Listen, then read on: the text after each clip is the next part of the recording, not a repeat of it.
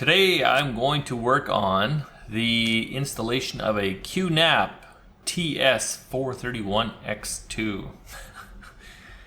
Loving the model number. Is this thing any good? I guess we're gonna find out here. Let's put it together and see how it works.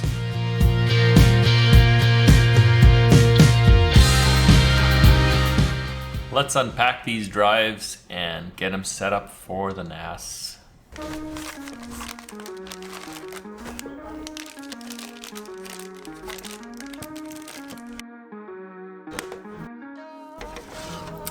Tray slide it nice and easy. I decided to go with the Western Digital 4TB blue drives. They were on sale for Black Friday, so I ended up getting them for a pretty good price. They ended up being about, I think it was 20 bucks less per drive than the red edition, for those that are gonna ask why I didn't go with the reds right away. I gotta be honest with you guys, the first time I did this, I did not put the screws in, but I will put them in the video in the right order because I can edit. Pop all 4 drives in.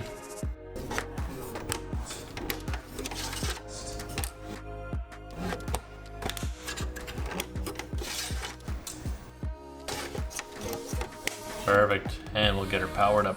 To log into this thing, just go to your router, find out which IP address it is, and punch it into your web browser. They do also have software you can download to get the setup screen going.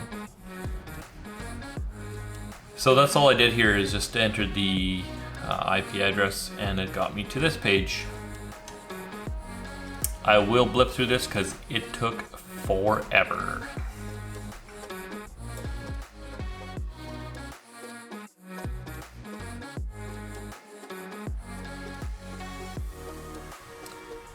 Gonna start the smart installation, and you guys are watching me do this for the first time as well here. I have no experience working with a NAS at all, so I'll enter my username and password.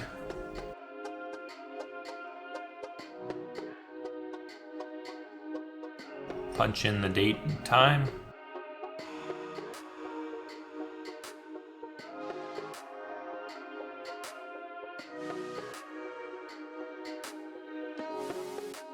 And the router setup I have, I control the IP addresses on there, so I don't have to do anything in the network settings here.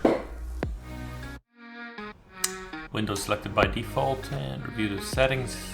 Let's hit apply.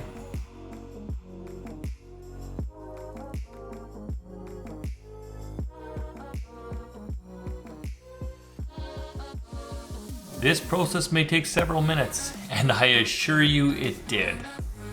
I'll blip through this here and save us some time. Don't you love those setups where they go to 99% like super quick and then they hang there for the other 99%? Maybe it's just me that notices this. All right, gonna go into the management page here. Let's see what this is. See if there's anything else I need to set up to get this thing going. If you're wondering which program I'm running, it's LastPass to look after my usernames and passwords, saving me a ton of time. It's free as well, just throw that out there. Guess I better put a link down there for the people that want it. A little soundbite, wasn't expecting to put this in. LastPass, great program, absolutely love it. It's totally free, works on Android, iPads, PC, whatever, and it does it very easily. If I add a new password onto my phone and happen to go home and log in the iPad, want to go to the same website, it's there. Anything that's got Wi-Fi connectivity, automatically updated all the time. Secure, free. Totally awesome. Kicks ass. You should get it, you'll like it.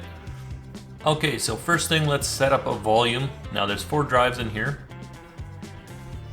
I've decided to go with a RAID 6 setup. I think I clicked 10 in here and I ended up going back and changing it. Why with the RAID 6, not a RAID 10 or a RAID 5? Instead of boring you with the details of which RAID does what, the most important thing to me is redundancy. I want my data secure. So RAID 6, I don't care how much space I'm gonna lose.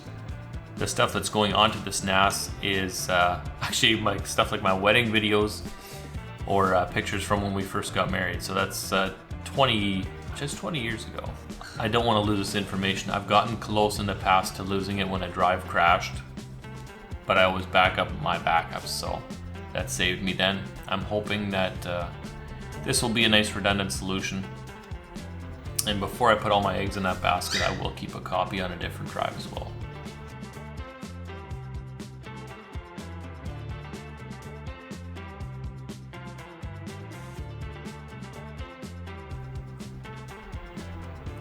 Alright, once you have your storage pool set up, you will need to create a new volume on there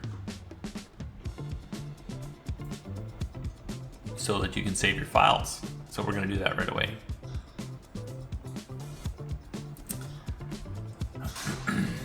Location of the pool. I'm just going to set this to max. Essentially, I just want one volume holding everything. Label it whatever you want. Next again. And finish. One thing that's driving me nuts already that I had to Google here. This thing beeps for everything.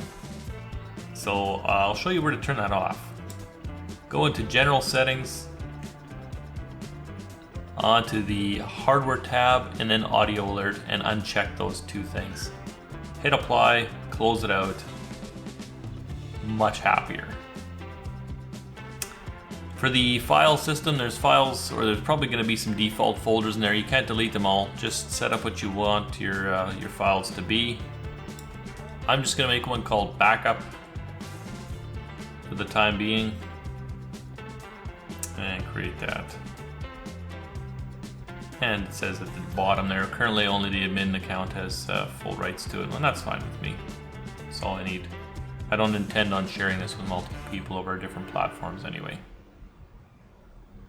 Alright, so that thing's all set up. I can log into it, can move files. It did take this thing a good solid like 10 hours. I actually let it run overnight.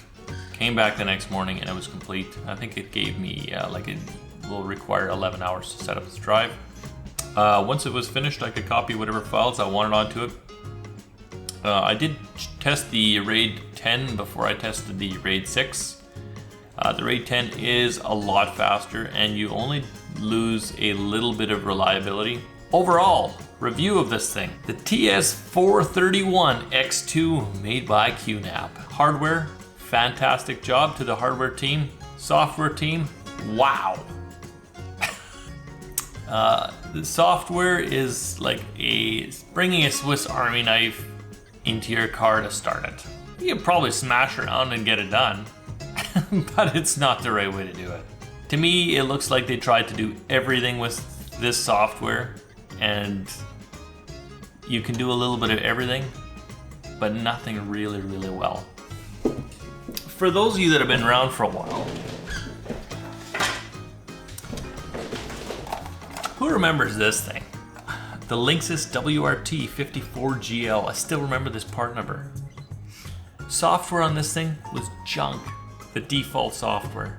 Hardware, awesome. They open sourced it. People made new software for this thing. And the open source software on this thing, people are still using this thing. They're still making that. They're making a new version of this thing. QNAP. Software. Let's make better versions, please. Don't waste all the horsepower, the RAM, and whatever on... I don't even know what this other stuff is. That's my personal take on it. Will it do what I want it to? Yeah. If there's other firmware or third-party firmware that I find for this thing, will I try it? You bet I will. Would I buy it again? It's probably going to be my last QNAP product unless they drastically do something different with the software. That's the honest take on it. If you like what you see here, smash, gently click the like button. Whatever. If it turns blue, I'm happy. Subscribe if you like what you see on this channel.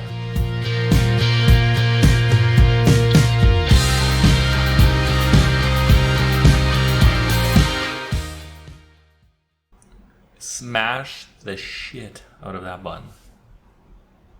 Break that button. break it off. Feed it to your dog. He's hungry. Maybe we'll see you. Maybe we'll see you again sometime. Take care.